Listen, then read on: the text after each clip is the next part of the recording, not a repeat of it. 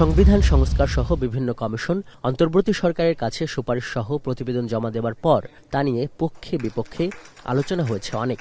সরকারের পক্ষ থেকেও বলা হয়েছে এসব প্রস্তাবের কতটুকু চূড়ান্ত হবে তা ঠিক হবে রাজনৈতিক দলসহ পক্ষগুলোর সঙ্গে জাতীয় ঐক্যমত্য কমিশনের সিদ্ধান্তের মাধ্যমে। কিন্তু যখন রাজনীতির মাঠে সংস্কার নির্বাচন নিয়ে অনেক তর্ক বিতর্ক প্রধান শক্তিগুলোর মধ্যে, তখন সংস্কার কমিশনের ব্রিফিংয়ে জানতে চাই এই সংস্কার প্রস্তাবের ভবিষ্যতে কি তত্ত্বাবধায়ক কিংবা তারও আগে ৯০-এর সংস্কার প্রস্তাবের মতোই হবে। বাংলাদেশের রাজনীতির ইতিহাসে কি এই ঘটনা আছে যে ১৪০০ মানুষ প্রাণ দিয়েছেন ২-২.৫ সপ্তাহের মধ্যে?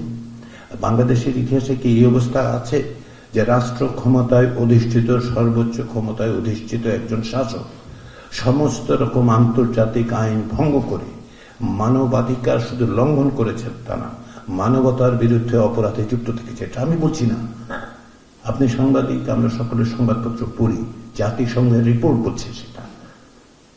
এরপরেও আমরা কি ৯০-এর সাথেই তুলনা করব? এই যে ১৪০০ মানুষ এবং ১৪,০০০-এর বেশি মানুষ আহত, তাদের আত্মদানকে আমরা কি এই তুলনায় নিয়ে যাব? এখানে প্রশ্ন করা হয় এই সরকারের আমলেই গণভোট করে সংবিধান সংশোধন সম্ভব কিনা। গণভোটের মাধ্যমে এই সরকার করতে পারবে কিনা এটা আসলে রাজনৈতিক দলগুলোর সাথে আলাপ আলোচনার মধ্যে দিয়ে সিদ্ধান্ত হবে। এই মর্মে একটা কমিশন তৈরি করা হয়েছে অধ্যাপক ইউনূসের নেতৃত্বে। সেই কমিশন আশা করি আলাপ আলোচনা করে পথ তৈরি করবেন কিভাবে হবে।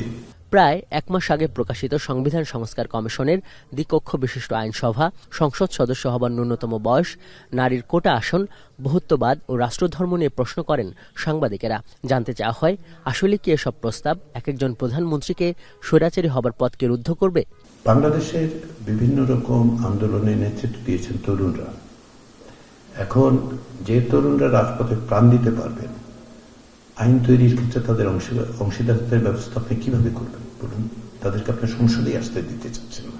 প্রশ্নোত্তর পর্বের আগে লিখিত বক্তব্য পড়েন সংবিধান সংস্কার কমিশনের প্রধান। তিনি জানান, মহান স্বাধীনতা যুদ্ধের সঙ্গে ২৪-এর গণ আন্দোলন, সংসদীয় পদ্ধতিতে ক্ষমতার ভারসাম্য, প্রধানমন্ত্রীর একক ক্ষমতা হ্রাস, অন্তর্বর্তী সরকারের কাঠামো, বিচার বিভাগ বিকেন্দ্রীকরণ, শক্তিশালী স্থানীয় সরকার কাঠামো এবং মৌলিক অধিকারের আওতা বাড়ানো, এই ৭টি বিষয়কে মাথায় রেখেই সুপারিশ প্রস্তাব করেছে সংস্কার কমিশন। বিভিন্ন ধরনের পদক্ষেপের সুপারিশ আছে। আজহার লিমন, এখন, ঢাকা।